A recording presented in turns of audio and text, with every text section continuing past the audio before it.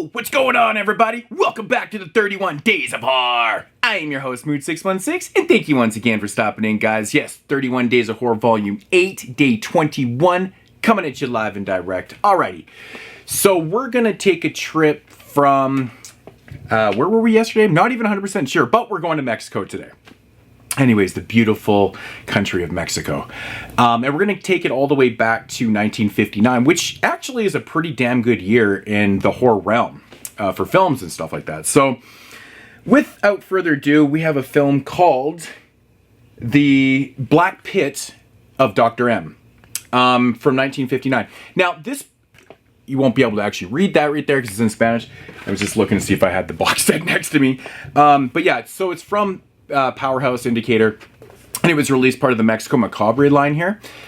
This whole set actually is region free if you're wondering about this, just to answer any questions, because I get those questions all the time from people when I review foreign releases.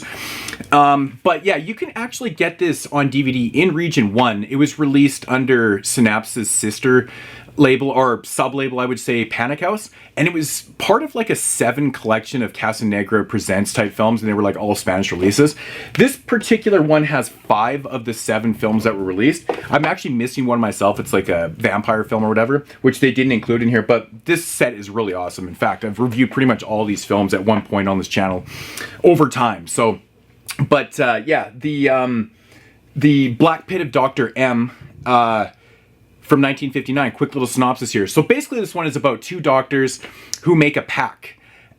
So basically the pact is whoever dies first promises that they'll come back basically to life to let the other person know what the afterlife is like.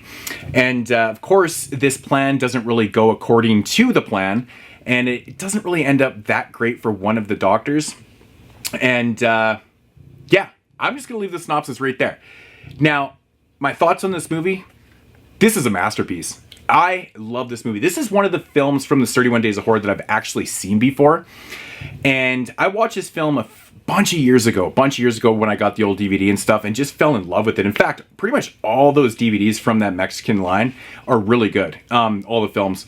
But this one in particular really got me thinking about just like, you know, technical filmmaking in the 50s and stuff like that. A lot of like American films in the 50s are like A to B. Like the storylines are so basic, you know, they can be a little bit slower. There's a lot of filler and stuff like that. In this case, it's like the polar opposite, man. There's something happening in this film at all moments. There's never any filler in the film.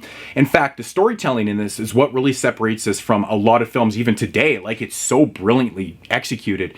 So like I said, it's about these 2 doctors that make this pact, and whoever passes on first will come back to life, come back in the form of human or whatever, to let this person know what the afterlife is like. But it's not exactly what it seems to be. So the one doctor, Dr. Marzelli, he runs the sanitarium. So, and in fact, the doctor that passed away, he worked in the sanitarium too.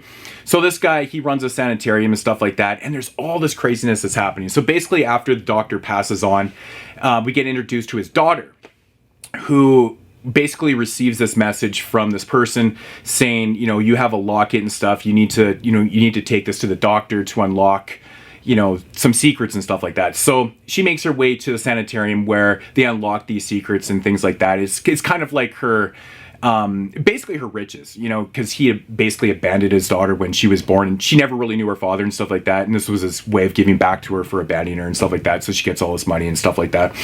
But anyways, so she makes her way to the sanitarium, and, you know, the head doctor, Brazzelli, he basically kind of starts to fall for her a little bit. He starts to like have feelings for her and stuff like that. Then we get introduced to a doctor that basically is replacing the one that died. He's a younger doctor and stuff like that. And he kind of has relationships with the daughter also. So we got that going on. We have this crazy batshit inmate. I shouldn't say inmate.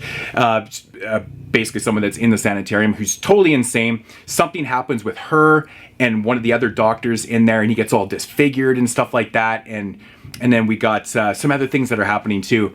And the beauty of this movie is that everything that's happening in this film, there's so many moving parts. You feel like when you're watching the movie, you're going, okay, so they just got away from the actual core narrative of these 2 doctors and this whole afterlife thing, and it's introducing all these characters and all these kind of subplots and all these things that are going on. But everything in the end of the film comes together, and it's totally explained in a way that you can fully understand, and it's very, very beautiful. First up, the acting in this film is fantastic. The set pieces are beautiful. The atmosphere is so fucking heavy in this movie. It's so well shot. It's photographed beautifully. Like, this is one of the most beautiful looking films from the 50s I've ever seen. Everything looks amazing. There's so many good, there's like some good graveyard scenes, and there's lots of really dark atmospheric scenes throughout this whole film and stuff. Some of the, you know, the actual effects in the film with ghostly characters and also like with makeup effects are actually pretty damn cool. And one thing that really caught me in this film too, they do like a Burning Man effect too, which is really fucking executed awesomely. Like for 1959, I was like, damn, dude, that's pretty good. For the times, you didn't see a lot of that actual human burning, right? I mean, we all know that's like a burn suit and stuff like that, but it's just executed phenomenally. But, you know, all in all, this one is a fantastic film. If you just stick with it, and like I said, there's no downtime. Right from the beginning of the film, we get like this core narrative, and then we have like the seance that comes after. And that's another beautiful thing about the film too. They incorporate this seance with our main doctor, who is told that his destiny is, which is actually his death, is going to happen on November 15th at precisely 9 o'clock after a door closes and stuff. And he's like, okay, whatever. But he kind of chalks this up to being part of like their deal. But, you know, and the way everything just kind of comes together in this one is so amazing. This is one of the best, and I hate using the word best because I really don't look at things in terms of best, but if I was to, you know, to objectively be talking about best films from the 50s and foreign films and stuff, this is up there, man. This is a really well executed story that really has so many moving parts that you would think it would get clunky, but it doesn't. It's awesome. Really, really love this movie. When I first watched this film, there was one key part in the narrative that I thought I had missed, but rewatching this film, I'm like, okay, no, it's actually really interesting. It's really well done.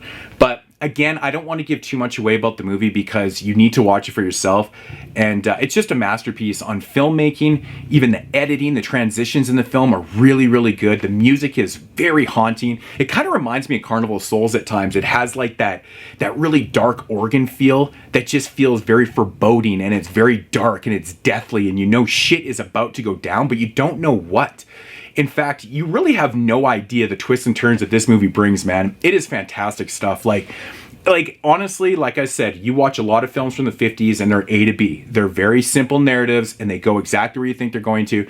But this one has moving parts all over the place, and it has all these little subplots and shit that all work out. Oh, it's beautiful. Really, really good film. Gushing over this one because this was a great rewatch. I finally got around to rewatching this film, and I wanted to do it because we actually got 1959 as our retro top 10 on the 22 Shots Movies and Horror podcast. So of course, I wanted to review a film for 59. I was like, why not just revisit this one? I generally like to do films during this 31 days that I've never seen before. It's kind of what I do. But this is like, I think, one of 3 films that I've seen before during this 31 days of horror. So to answer more questions, I've got that question again, like, why do I keep reviewing films I've never seen before? But that's why I like to do that. So and just kind of stay out of the norm of like more popular mainstream films and stuff like that, and showcase films that I think are going to be decent, maybe hidden gems or stuff like that, and then revisit 1 or 2 that I know people will dig and get the word out on this. I know this set was pretty popular with some people, but I did have a couple questions about it that people were wondering if it was locked, but it's not. It's, like I said, it's all ABC and stuff. So, you know, it's got the Brainiac in here, the Witch's Mirror, the Curse of the Crying Woman. So, and yeah, what is there? There's only 4. So there's actually 3 more films from the set, but which I've reviewed those other ones too. Living Coffin, I know, is one of them. The Man and the Monster, I think, is in that Dracula one too. So, but anyways, I digress. I'm coming in at a 10 out of 10 on this movie. I think it's fucking brilliant. It's amazing. One of my favorite movies from Mexico in general. And there's a lot of great movies from Mexico from the 50s. And you might be hearing me talk about this one when we do the top 10 of 1959 show. So, yeah, the Black Pit of Dr. M. Really, really good film. Check it out. Worth your time. So, yeah. Like I said, don't want to say too much about the movie without giving everything away, because I think it's just one of those things you need to know. Just that bare minimum. Go into it and enjoy the ride. So, all right, guys, that's going to do it here for day 21. I'll be back tomorrow in day 22 with, I think we're going back to Indonesia. I'm not 100% sure what came up on the randomizer structure that created for me from the films I picked. But yeah, anyways, guys, check you later.